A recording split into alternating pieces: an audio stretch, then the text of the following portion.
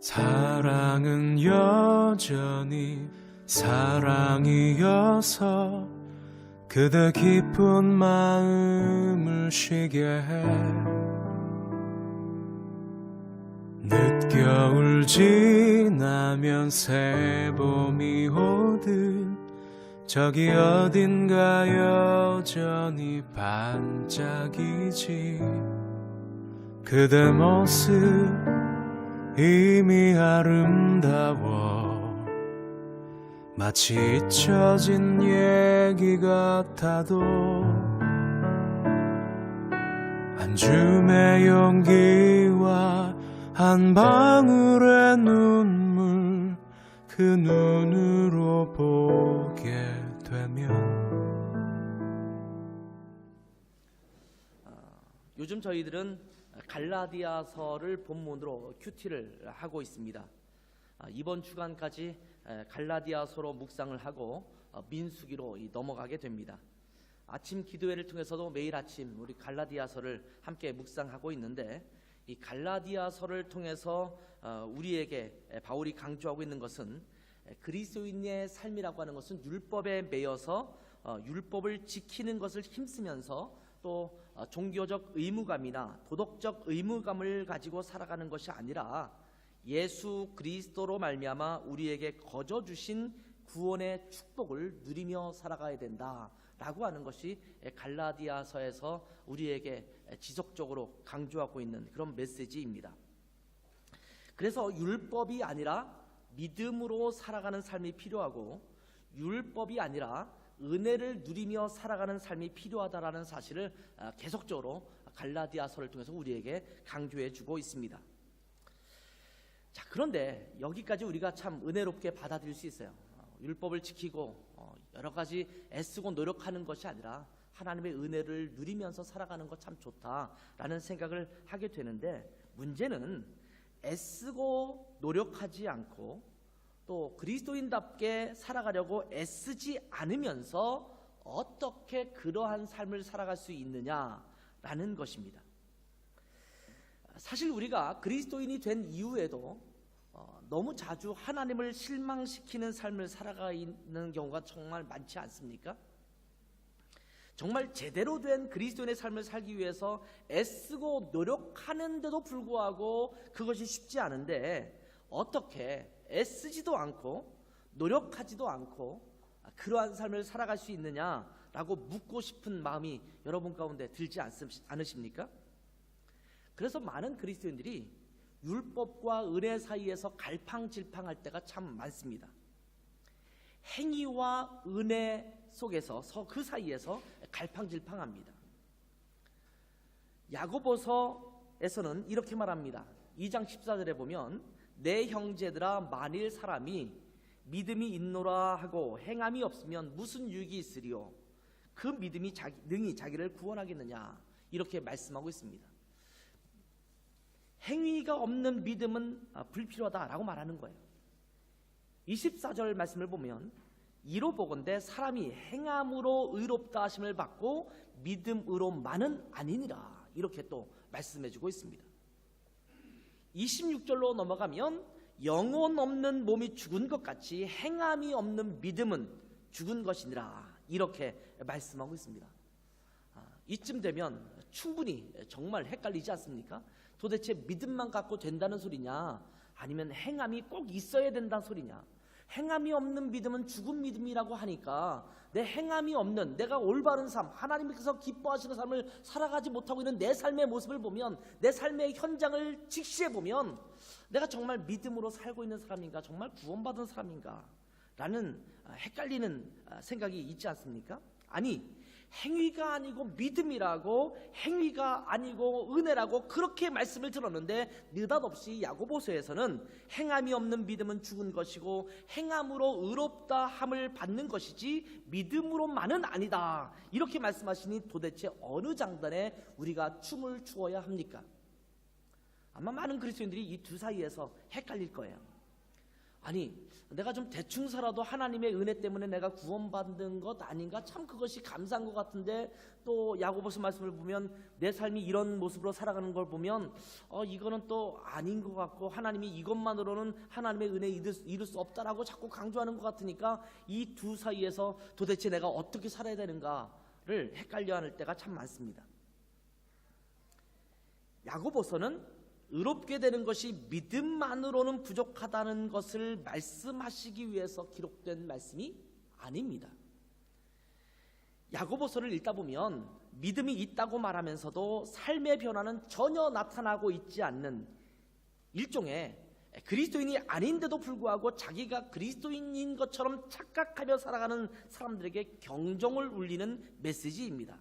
그런 의미에서 믿음의 열매로 나타나야 하는 삶의 모습을 강조한 것이지, 믿음으로 의롭게 되는 것, 믿음으로 구원받는 것을 부인하거나 부족하다고 말씀하고 있는 것은 아니라는 말씀입니다.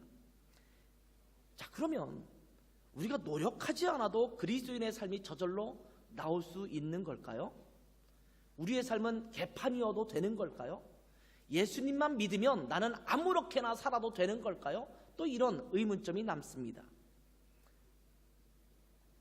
어떻게 하면 노력하지 않아도 그러한 삶을 살 수 있습니까? 성경은 우리가 노력하지 않아도 그러한 삶을 살 수 있다, 이렇게 말씀하고 있습니다. 그러면 어떻게 그러한 삶을 살 수 있나요? 노력하지 않고 애쓰지도 않는데 어떻게 그리스도인의 의로운 삶을 살아갈 수 있을까요? 여러분은 어떻습니까? 노력하지 않고 아무렇게나 살아가는데도 불구하고 여러분의 삶을 보면, 어제 그저께 살아간, 지난 일주일 살아간 삶을 보면, 야, 정말 나는 의롭게 살았다, 나는 정말 하나님 앞에 거룩하게 살았다라고 생각되는 그런 삶이 저절로 사라지셨습니까? 자, 그 해답이 오늘 말씀에서 나오고 있습니다. 그것은 바로 결론부터 이야기한다면 성령님이십니다. 율법을 따라 살지 않고 행위에 매여 살지 않아도 어떻게 그리스도인의 온전한 삶을 살 수 있을까요? 그 대답이 오늘 말씀에 있다라는 겁니다. 그 첫 번째 대답이 이겁니다. 성령을 따라 행하면 그리스도인의 삶을 살 수 있다라는 것입니다. 자, 오늘 말씀 16절 말씀을 볼까요? 내가 이르노니 너희는 성령을 따라 행하라. 그리하면 육체의 욕심을 이루지 아니하리라.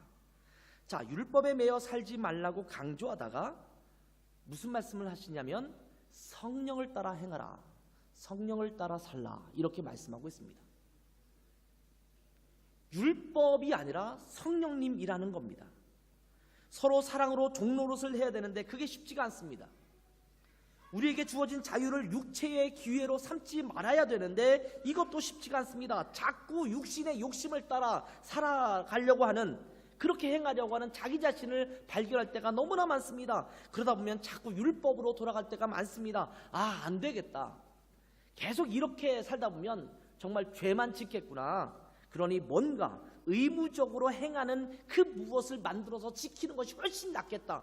그냥 살아가다 보니까 내 삶이 하나님이 기뻐하시는 삶을 살아가는 건 정말 힘들 것 같다. 그러니까 뭔가 기준을 만들어서라도 내가 거기에 맞춰서 살아야겠지, 이렇게 생각을 하게 됩니다. 그래서 주일 성수, 11조 생활, 금주와 금년, 새벽 기도회, 금식, 정기적인 기도 시간, 이런 것들 수많은 행동 강령을 만들어서 지켜나가려고 합니다.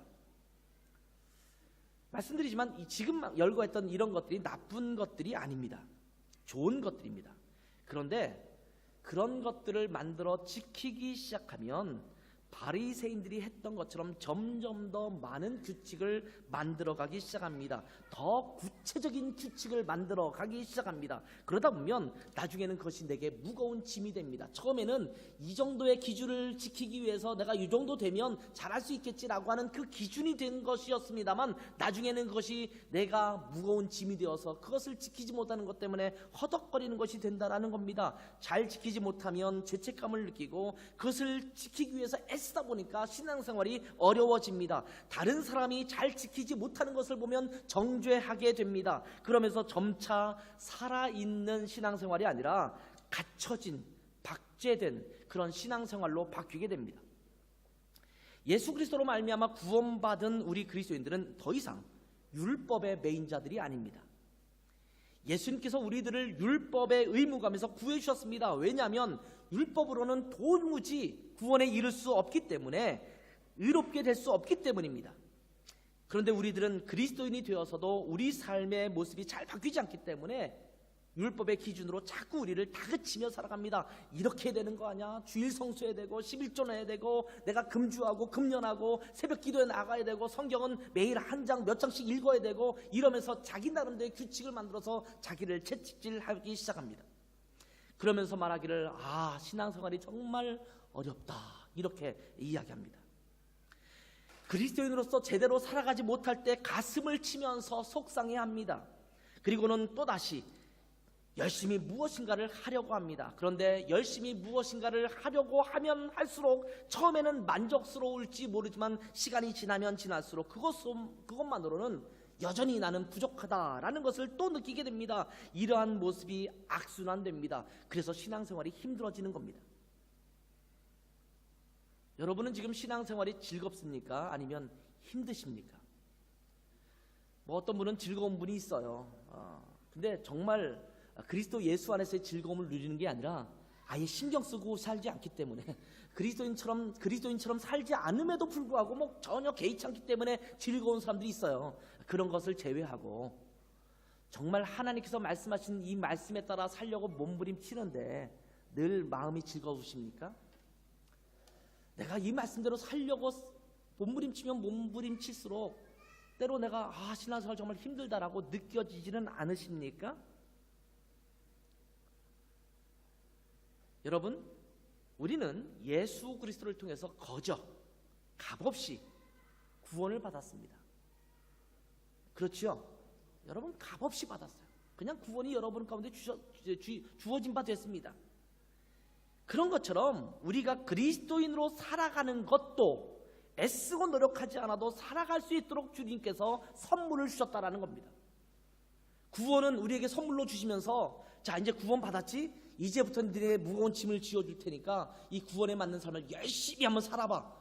너희가 한번 애쓰고 노력해서 한번 그 구원의 모습을 이루어봐 라고 한다면, 선물은 잘 받긴 받았는데 그것 때문에 또 허걱허걱 무거운 삶을 살아간다면 그것이 우리 가운데 좋은 선물은 아니잖아요. 부모님이 자식에게 선물을 줍니다. 수학 정석, 생일 선물로 내가 수학 정석 이 책을 너에게 선물로 주마. 이것을 줄 테니까 열심히 한 학기 동안 다 풀어봐. 이 선물을 좋아하실 분 있어요? 좋아할 사람 별로 없을 거예요. 교수님이 나한테 선물을 줍니다. 이만한 두꺼운 원서, 영문 원서를 이만큼 두꺼운 책을 주면서, 야, 너 생일이지? 이 선물 내가 줄 테니까 이 책 읽어. 그리고 한 학기 동안 다 번역해서 가져와. 이러면 그것은 선물이 아니에요. 무거운 짐이죠. 주님께서 우리에게 구원을 주신다고, 구원 받았어, 너희 공짜로 이 선물 주는 거야, 자, 하나님의 은혜가 너희 가운데 임했어 라고 말하면서, 자, 이제 거기에 합당한 삶을 살아 라고 하면서 무거운 족쇄를 채워놓는다면 그것은 우리 가운데 얼마나 무거운 선물이에요. 그것은 은혜의 선물이 아니잖아요. 기쁘지 않잖아요. 여러분, 하나님이 우리에게 주신 은혜는 정말 선물입니다. 기쁜 것입니다. 그런 것처럼 우리가 그리스도 안에 살아가는 의로운 삶, 거룩한 삶도 선물입니다. 내가 애쓰고 노력하지 않아도 살아갈 수 있도록 해주시는 선물이라는 겁니다. 그런데 아무리 생각해도 이해가 되지 않죠. 그게 어떻게 그렇게 살 수 있는 거지? 그것이 바로 성령님을 따라 살아갈 수 있도록 하는 축복입니다.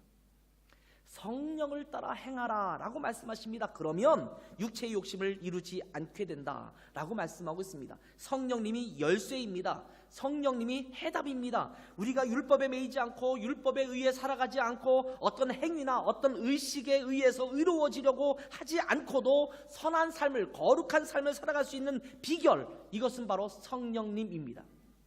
갈라디아서는 우리에게 율법이 아니라 은혜다, 이 복음이라고 하는 것은 우리의 행위나 어떤 의식이나 이것에 의해서 너희에게 주어지는 것이 아니라 하나님의 무조건적인 선물이다, 예수 그리스도로 말미암아 주어지는 선물이다, 이 복음을 이야기해 주고 있습니다.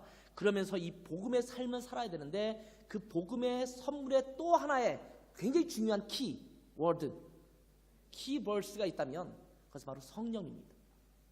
성령님이 너희가 하나님의 사람답게 살아가는 그 열쇠가 된다라고 말씀하고 있는 겁니다. 그런데 우리는 성령님을 뒤로 한 채 자기의 노력으로 신앙생활을 잘 해보려고 애씁니다. 신앙생활조차도 자기가 애써서 해보려고 노력하는 겁니다. 그러나 성경은 성령을 따라 살아갈 때 자연스럽게 그리스도인의 삶이 우리 삶 속에서 우러나온다라는 사실을 우리에게 말씀해 주고 있다라는 겁니다. 자, 그렇다면 성령으로 살아가는 삶은 무엇일까요? 성령으로 살아가는 삶과 육체로 살아가는 삶의 차이는 무엇일까요? 오늘 말씀의 17절 말씀을 보면 성령으로 살아가는 삶과 육체로 살아가는 삶 사이에 긴장관계, 갈등관계가 형성되고 있음을 알 수 있습니다. 한번 읽어볼까요? 17절 말씀입니다. 육체의 소욕은 성령을 거스리고 성령은 육체를 거스리나니 이 둘이 서로 대적하므로 너희가 원하는 것을 하지 못하게 하려 함이니라. 육체의 삶과 성령의 삶이, 육체가 원하는 것과 성령이 원하는 것이 서로 갈등관계, 이 긴장관계를 갖고 있다라고 말씀하고 있습니다. 서로 거스리고 있다라는 겁니다. 이 둘이 서로 대적하고 있다라고 말씀하고 있습니다. 그러면서 18절에는 너희가 만일 성령의 인도하시는 바가 되면 율법 아래에 있지 않을 것이다 라고 말씀하고 있습니다. 육체와 성령이 서로 거스리고 서로 대적관계에 있는데 우리가 성령의 인도하시는 바가 되면 더 이상 율법 아래에 있지 않게 된다라고 말씀하고 있는 겁니다. 우리는 선한 삶을 살아가고 싶어합니다. 그런데 자꾸 육체는 자기의 욕심을 채우려고 합니다. 그래서 자꾸 죄를 범하게 되는 겁니다. 그런 자기 자신이 싫어서 아까 말씀드린 것처럼 자꾸 우리 자신을 율법 아래로 끌고 갑니다. 그래서 스스로 말합니다. 이렇게 살아야 돼, 저렇게 살아야 돼.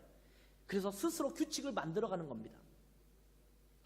바른 생활맨이 있죠. 어떤 사람들은 정말 자기 나름대로 규칙을 가지고 그렇게 살아가는 사람도 있어요. 물건도 딱 자기 정해진 위치에 딱 있지 않으면 마음이 놓이지 않은 사람도 있어요. 저는 군대에 있을 때 운전병이었습니다. 수송부 운전병. 이게 운전을 할 뿐만 아니라 기초적인 정비는 해야 되거든요. 정비를 하기 위해서 이제 정비실로 들어가죠. 정비실로 들어가면 막 대부분 모든 군대가 다 그랬을 거라는 생각이 듭니다. 자기의 기구 있잖아요. 뭐 몽치면 몽치, 뭐 스패너면 스패너 이런 것도 있잖아요. 그것이 다 페인트로 이렇게 위치가 정해져 있어요. 노란색 페인트로 딱 져 있어서 스패너 놓는 자리 다 그 자리에 있어서 그 위치에 항상 놓게 돼 있습니다. 다 쓰면 딱 기름칠해가지고 깨끗하게 만들어서 그 위치에 딱 놓고 그 다음에 또 갖다 쓰고 다시 그 위치에 갖다 놓고 항상 정해진 위치에 그 공구가 들어가 있도록 아주 줄을 거가지고 깔끔하게 정리하게 만들어 놨습니다. 정비실임에도 불구하고 이 바닥에 기름이 있으면 안 될 정도로 만질만질하게 닦아놔야 돼요. 자동차임에도 불구하고 자동차가 먼지가 앉으면 안 돼요. 어떻게 자동차가 먼지가 안 앉겠어요?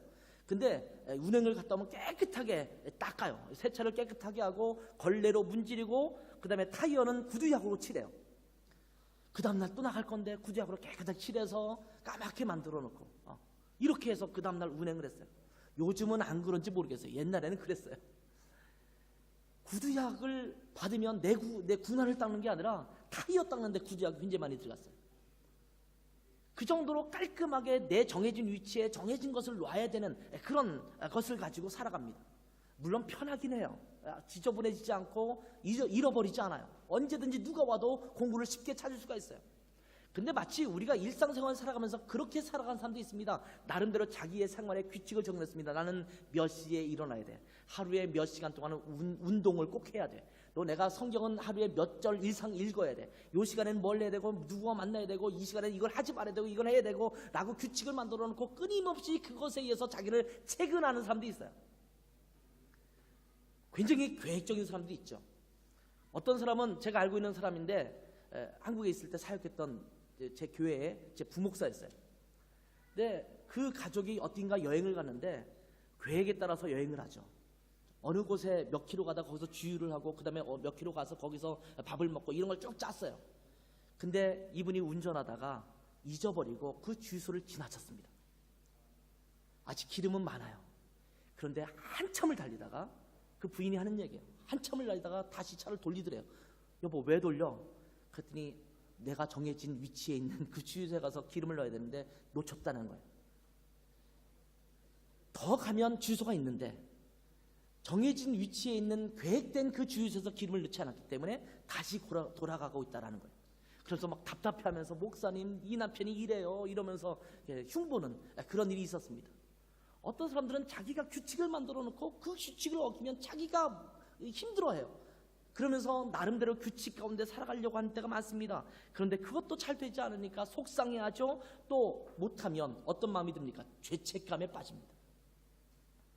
그런데 성령이 우리를 인도하시기 시작하면 더 이상 율법 아래에 놓여져 있지 않게 됩니다. 왜? 성령님이 우리를 인도하시기 때문입니다. 성령님을 따라 살면 저절로 온전한 삶의 상태로 살아가게 되기 때문입니다. 성령이 인도하시는 삶과 육신에 따라 살아가는 삶은 천지차이입니다. 성경은 육체의 일과 성령의 열매를 구분하여 열거하고 있습니다. 19절부터 21절을 볼까요? 여기에는 육체의 일에 대해서 열거해주고 있습니다. 육체의 일은 분명하니 곧 음행과 더러운 것과 호색과 우상숭배와 주술과 원수 맺는 것과 분쟁과 시기와 분냄과 당짓는 것과 분열함과 이단과 투기와 술취함과 방탕함과 또 그와 같은 것들이라.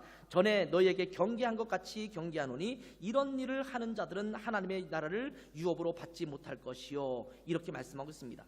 하나하나를 보세요. 이것이 바로 육체의 일입니다.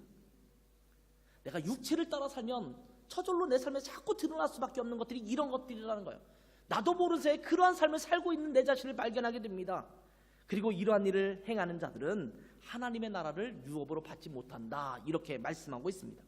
육체를 따라 살아가면 그 결과는 참혹합니다. 하나님께서 싫어하는 것들이 나타납니다. 스스로 의롭게 살아가려고 하는 자들 역시 애쓰고 노력함에도 불구하고 자기 자신이 늘 부족한 자인 것을, 자신의 삶의 열매들이 쓰레기 같은 것임을 깨닫습니다. 애쓰고 노력함에도 불구하고 지금 여기에 열거된 이러한 것들이 내 삶의 쓰레기처럼 주렁주렁 열려져 있는 것을 발견하게 된다는 겁니다. 이에 따라서 살아가는 것은 육체의 일입니다.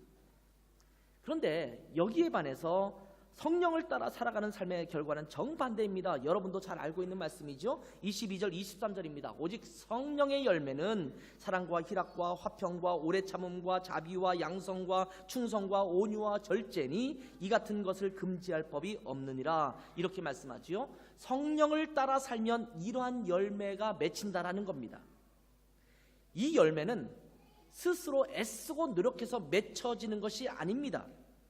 제가 굉장히 자주 예화를 들었던 내용입니다. 과수원 옆을 지날 때 열매 맺는 소리, 제가 자주 이야기했던 거예요. 여러분, 과수원 옆을 지나갈 때, 그게 복숭아 밭이든 참외 밭이든 사과 밭이든 지나갈 때 혹시 이런 소리 들어보셨어요?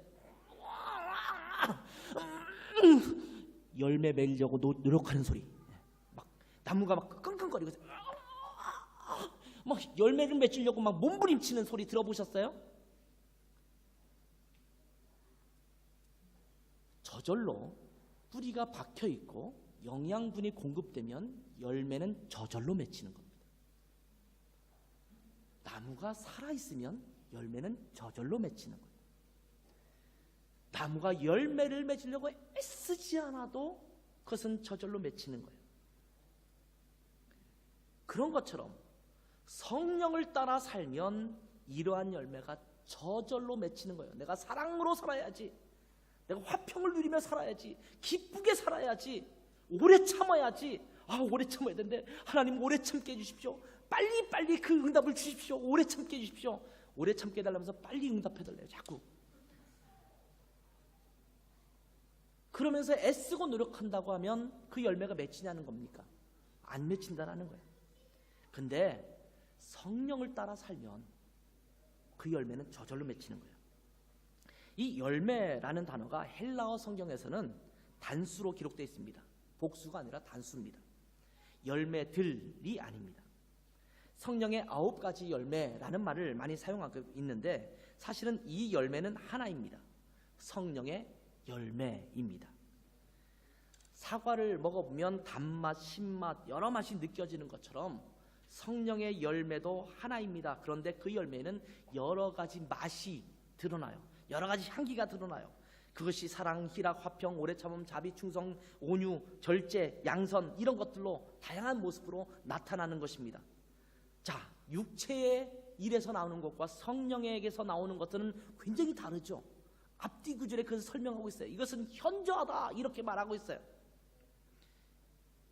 육체를 따라 살면 자연스럽게 육체의 일이 드러날 수밖에 없습니다. 여러분이 성령을 따라 살지 않고 여러분의 육신의 욕심을 따라 살면 아까 읽어보았던 그런 쓰레기 같은 열매들이 계속 여러분의 삶 가운데 맺히게 될 거예요. 근데 성령을 따라 살면 자연스럽게 이 성령의 열매가 맺히게 될 것입니다. 그러한 것들은 열심히 훈련하고 다듬는다고 해서 나오는 것이 아닙니다. 성령님만을 따라 살면 저절로 나타나는 것입니다. 자, 그러면 어떻게 해야 될까요? 아주 쉽습니다. 성령으로 살아가면 됩니다. 성령으로 살면 성령으로 행할 것이다. 자, 25절 보면 이렇게 말씀하고 있죠. 만일 우리가 성령으로 살면 또한 성령으로 행할지니. 자, 우리가 성령으로 산다면 성령과 함께 행하라 이렇게 말하고 있어요. Im Geist wandeln. 성령 안에서 행하라는 겁니다. 자, 우리가 성령과 더불어 살아가는 자라고 한다면 어떤 일을 행하는 것도 성령님을 의지하여 성령님이 행하시도록 하여 살아가는 삶이 된다는 겁니다. 무슨 말이냐면 내 의지가 아니라 성령님의 의지에 따라서 살아가는 겁니다. 마치 거센 파도가 흘러갈 때 그 파도에 내가 휩쓸려가면 내 의지와는 관계없이 그것이 나를 휩쓸어서 그 파도가 이끄는 대로 내가 흘러가듯이 그렇게 가는 거예요. 여기 스타디움 있죠? 축구장, 축구 경기장 옆에 아놀드 바트가 새로 이제 오픈했다고 하대요. 다 공사를 끝내고. 제가 거기 옛날에는 자주 갔습니다. 왜 자주 갔냐면 제가 수영을 좋아해서 자주 가는 게 아니라 우리 아이들이 어렸을 때는 아이들이 수영장 한번 가서 놀기를 원하니까 아이들 데리고 들어가요. 그러면 2시간 뭐 하나 끊으면 2시간씩 할 수 있잖아요. 조금 더 하면 이제 더 돈을 더 추가해서 내고 이렇게 할 수 있게 되는데, 그래서 늘 코인, 옛날에 코인 넣고 들어갔는데 이 10개 2시간짜리 10개를 샀어요. 9개 값 내면 10개 주거든요. 그래서 10개를 사가지고 늘 이렇게 같이 저희 아이들과 수영장에 갔어요. 수영장에 가면 그 뭐 아이들 이제 수영도 시키고 뭐 자유형도 했다가 배영도 했다가 또 뭐 그 평영도 시켰다가 또 뭐죠 접영도 하라고 했다가 애들 한 바퀴 쭉 돌린 다음에 그다음에 이제 같이 자유시간 갔잖아요. 그 자유시간 가지면 거기에 지금도 새로 막 완전히 개축을 해서 이제 그다음에 어떻게 바뀌는지 모르겠어요. 옛날에는 이 동그란 원이 있어요. 원이 있는데 시간이 되면 그 원으로 물살이 굉장히 빠르게 지나가는 그 휘몰아치는 그 시간이 있어요. 그 시간 되면 그 휘몰이 속으로 들어가게 되죠. 그러면 굉장히 조심스러울 것 하나는 이제 팬티가 좀 벗겨질 염려가 있다. 자꾸 팬티를 잡아야 돼요. 이렇게 물살에 의해서 막 벗겨져요. 그러면 다시 집어 올리고 막 돌고 그러는데, 그러면 물안경 끼고 이제 막 가면은요, 내가 이 휘젓지 않아도 나도 모르는 사이에 그냥 막 휘돌아가요. 그 휘돌아가는 데서 빠져나오는 게 오히려 힘들어요. 밖으로 좀 빠져나오려고 그러면 나도 모르는 사이에 다시 그 안으로 휘돌아 들어가서 계속 돌고 있는, 그래서 거세게 좀 몰아치는 그 휘몰이를 내가 좀 거두려고, 내가 멈추려고 벽을 딱 잡고 있으면 나도 모르게 좀 있으면 저도 끌려서 또 이렇게 휘몰아치게 되는, 그 속에 빨려들게 됩니다. 제 의지와 관계없이, 제가 수영을 잘하든 못하든 관계없이 그냥 나도 모르게 굉장히 빠른 속도로 거기를 돌아가게 되는 그런 것들을 경험하게 됩니다. 성령님께 맡긴다라는 것은 바로 그런 것입니다. 내 의지를 주님 앞에 맡기는 거예요. 그러면 주님께서 나를 휘몰아가기 시작합니다. 그럼 주님께서 휘몰아가는 삶 속에 내가 빠져 있으면 나도 모르는 사이에 희락이 생기고 화평이 생기고 오래 참음이 생기고 기쁨이 생기고 이런 것들이 막 생기면서 하나님의 은혜 가운데 그 열매를 맺게 되는 것입니다. 여러분, 우리가 열심히 노력하고 애쓰는다고 해서 우리가 그 성령의 열매를 맺기가 쉽지가 않습니다. 우리의 노력이 아니라 성령님이 우리의 원동력이 되어야 합니다. 여러분, 사랑한다라는 것 쉽지가 않습니다. 아니, 미운데 어떻게 사랑을 해요? 하는 짓마다 미운데 어떻게 사랑하겠어요? 여러분, 오래 참는 것도 쉽지가 않죠. 절제하는 것도 쉽지가 않습니다. 늘 기뻐하는 것, 희락하는 것도 쉽지가 않습니다. 그런데 우리가 성령을 따라 살아간다고 한다면 그러한 삶도 성령님께서 그렇게 이끌어 가시도록 성령 앞에 맡기는 것입니다. 그런데 우리가 자꾸 성령님을 한쪽으로 제쳐놓고 자기 스스로 사랑하려고 하고 자기 스스로 애써서 참으려고 하고 절제하려고 하고 하니까 잘 안 되는 것입니다. 그래서 성경은 24절에 그리스도 예수의 사람들은 육체와 함께 그 정욕을 십자가에 못 박았다, 이렇게 말합니다. 그 정욕과 탐심을 십자가에 못 박았다.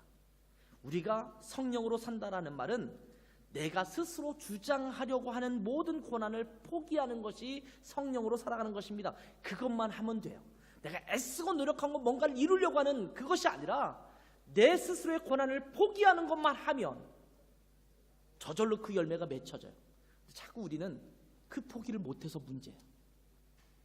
그것만 내려놓으면 되는데, 아주 쉬운 거 그거 하나만 하면 되는데 그것을 하지 못하기 때문에 못 누리는 거예요. 저는 번지 점프를 한번 해보고 싶은 마음이 있어요. 제 몸무게에 그게 끊어지지는 않겠죠. 근데 번지 점프를 한 데서 그 번지 점프를 즐기려면 가장 처음 시도해야 될 것이 무엇입니까? 뛰어 내리는 거예요. 뛰어 내리면 그 다음에는 그 줄이 나를 연결시켜서 그 짜릿한 기분을 맛보게 해줄 겁니다. 근데 문제는 벌벌 떨면서 붙잡고 조교를 붙잡고 막 안간 힘쓰면서 뛰어내리지 않으려고 한다면 내가 아무리 그 기분을 느끼고 싶어도 그건 느낄 수 없는 거예요. 내가 발을 떼고 뛰어내려서 그 줄에 나를 맡기는 순간 그 번지 점프의 기분을 맛볼 수 있는 거예요. 근데 우리는 뛰어내리지 않으면서 기분만 맛보려고 해요. 그래서 그 기분을 맛보지 못한다고 안타까워합니다. 성령님 앞에서 내 자신을 포기하고 내려놓는 것이 정말 중요합니다. 내 의지를 내려놓는 것입니다. 주님이, 성령님이 내 인생의 주도권을 가지고 이끌어 가시도록 내어놓는 겁니다. 우리가 육신으로 갖고 있었던 정욕과 탐심은 십자가에 못 박았다라고 선포하고 내 욕심을 포기하는 것입니다. 이것은 갈라디아서 2장 20절의 말씀과 통합니다. 사실은 갈라디아서를 묵상할 때마다 갈라디아서 2장 20절은 굉장히 중요한 말씀으로 되돌아 볼 수 있는 그런 말씀입니다. 내가 그리스도와 함께 십자가에 못 박혔나니 그런즉 이제는 내가 사는 것이 아니요 오직 내 안에 그리스도께서 사시는 것이라. 이제 내가 육체 가운데 사는 것은 나를 사랑하사 나를 위하여 자기 자신을 버리신 하나님의 아들을 믿는 믿음 안에서 사는 것이라. 이렇게 말씀하고 있습니다. 나는 십자가에 못 박힌 자입니다. 내 욕심과 내 의지와 내 자신은 십자가에 못 박았습니다. 이제는 더 이상 내 육신은 살아있지 않습니다. 이제 내가 사는 것은 예수 그리스도와 더불어 사는 것입니다. 예수 그리스도 안에 사는 것입니다. 성령님과 함께 사는 것입니다. 이 말의 다른 표현이 성령님과 더불어 산다라는 표현입니다. 성령으로 행한다라는 표현입니다. 성령으로 산다라는 표현입니다. 성령으로 살면 성령으로 행하는 것은 자연스럽게 나타나는 현상입니다. 성령의 능력을 행하려고 애써서가 아니라 사랑이니 절제니 자비니 양성이니 하는 것을 행하려고 애써서가 아니라 성령으로 살아가면 자연스럽게 성령으로 행하는 삶이 나오게 되는 것입니다. 신앙생활이라고 하는 것은 내가 애써서 노져가는 삶이 아닙니다. 혼자 노져서 살아가려니까 얼마나 힘듭니까? 가끔씩 캠핑을 가면 스프레발트 이런 데를 가면 거기에서 이 카누를 타는 게 있어요. 그러면 저희 아이들과 제 아내와 함께 둘씩 짝을 져서 한 배를 타죠. 뭐라고 그래? 카누인가요? 타요. 타면 노를 저어야 되잖아요. 두 명이 타면 앞뒤에서 노를 져요. 제 아내를 앞에 태우고 제가 뒤에 탑니다. 제 아내는 노만 들고 있어요. 딱 들고 있으면 제가 뒤에서 열심히 져가지고 가요. 제 아내는 심심할 때마다 한 번씩 턱턱 져주면 돼요. 제가 성령님이고 제 아내는 그리스도인이에요. 제가 열심히 노져서 그냥 본인은 즐기기만 하는데 가끔씩 한번 툭툭 쳐주기만 하면 돼요. 근데 자기가 애써서 자기 혼자 이것을 열심히 해보려고 그러면 너무나 어렵습니다. 애써서 노를 젓는데도 불구하고 제대로 가지 못할 때가 있습니다. 우리 교회 성도들 가족과 함께 그곳을 갈 때도 있었어요. 그러면 처음에는 가관입니다. 왜냐하면 이 노를 젓는 게 방향도 못 잡고 그러니까 막 여기 가서 부딪히고 뭐 같이 보트끼리 부딪히고 막 저쪽으로 처박히고 막 그래요. 그러면서 이 잘 컨트롤이 안 되는 거잖아요. 그렇게 애쓰고 뭐 애쓰는데도 불구하고 잘 안 될 때가 있어요. 가연이도 그랬나? 뭐 웃고 있어 왜? 막 이렇게 노를 젓는데 쉽지가 않아요. 그런데 신앙생활은 노 젓는 배가 아니라 돛담배입니다. 물결이 조금만 거세면 정말 해나가기 힘든 노 젓는 배, 그런 것이 아니라 바람 위에서 빠르게 움직여가는 돛담배와 같다라는 겁니다. 신앙생활도 성령의 바람에 맞추면 저절로 그 삶을 살아갈 수 있게 되는 것입니다. 바람만 잘 타면 빠르게 힘들이지 않고 더 빠르게 항해할 수 있습니다. 성령으로 살아가는 삶이 바로 그런 것과 같다라는 겁니다. 그러면서 26절에 보면 헛된 영광을 구하여 서로 노엽게 하거나 서로 투기하지 말라라고 말씀하고 있습니다. 헛된 영광을 구하는 삶이라는 것은 정욕과 탐심과 육체의 욕심을 말하는 겁니다. 그것을 구하면서 끊임없이 살아가려고 애쓰고 노력하니까 자꾸 육체의 일을 맺는 거예요. 내 욕심, 내 탐심, 내가 원하는 것, 이것에 자꾸 집중하니까 삶이 안 되는 거예요. 내 스스로 애쓰고 노력해서 자기 스스로를 만족시키려고 하면, 헛된 영광을 구하면 그 영광을 자기에게서 찾으려고 하기 때문에 어떤 결과가 나타나냐면 자꾸 서로를 헐뜯게 돼요. 시기하게 되고 서로 노엽게 만들고 서로 투기하는 모습으로 나타나요. 그러니까 서로의 관계들이 어그러져요. 왜? 자기의 영광을 추구하기 때문에, 자기의 욕심을 추구하기 때문에. 율법을 따르지 않으면서 행위와 의식에 애쓰지 않으면서도 어떻게 그리스도인으로서의 온전한 삶을 살아갈 수 있습니까? 올해 안에 거룩함을 회복하라, 이런 말씀을 가지고 시작을 했는데, 그러면 어떻게 그 거룩함을 회복할 수 있겠습니까? 지치고 힘든 신앙생활, 내 삶이 너무 힘들어서 로뎀나무 밑으로 가서 좀 쉬기를 원하는데 그것조차도 내게 참 쉼을 주지 못할 때, 그러면 내가 무엇을 해야지만 내 삶 속에 참 쉼을 누리게 되고 거룩한 삶을 회복하게 될까요? 성령을 따라 살아가는 것입니다. 성령으로 살면서 성령으로 행하면 되는 것입니다. 그러니까 우리는 성령님께 집중하기만 하면 됩니다. 예수님께 집중하기만 하면 됩니다. 하나님의 말씀에만 집중하면 됩니다. 그러면 종의 멍에를 매지 않으면서도 자유를 누리면서 온전한 그리스도인의 삶을 살아가게 되는 것입니다. 주일 성수를 외치지 않아도 주일마다 기다리는 열정과 뜨거운 마음으로 예배에 참석할 수 있는 겁니다. 11조를 외치지 않아도 기꺼이 내 삶의 물질을 하나님 앞에 드릴 수 있는 것입니다. 봉사와 헌신을 외치지 않아도 자연스럽게 하나님 앞에 기쁨으로 헌신하고 봉사할 수 있게 되는 것입니다. 이것이 성령으로 살아가는 삶의 모습입니다. 성령이 해답입니다. 지치고 힘드십니까? 성령으로 사십시오. 거룩함을 회복하기를 원하십니까? 성령으로 사십시오. 성령님이 우리의 열쇠입니다. 기도하겠습니다. 하나님 아버지, 저희는 신앙생활 하면서 참 지쳤다라는 말을 많이 합니다. 피곤하고 힘들다라는 말도 많이 합니다. 애쓰고 노력하지만 참 안 된다라는 말도 많이 합니다. 하나님, 이럴 때마다 우리가 다시 한번 우리 자신이 애쓰고 노력하는 그 우리의 행위와 우리의 의식과 또 우리의 의지에 우리 자신을 맡기지 않게 도와주시고 성령님께 우리 자신을 내어 맡기게 도와주시기를 원합니다. 내 자신을 과감히 포기하고 성령님께서 내 삶을 이끌어 가시도록 온전히 내어 맡기는 삶이 우리 가운데 회복되게 도와주셔서 거룩함이 회복되게 도와주시고 하나님을 향한 뜨거운 사랑이 회복되게 도와주시옵소서. 예수님의 이름으로 기도했습니다. 아멘.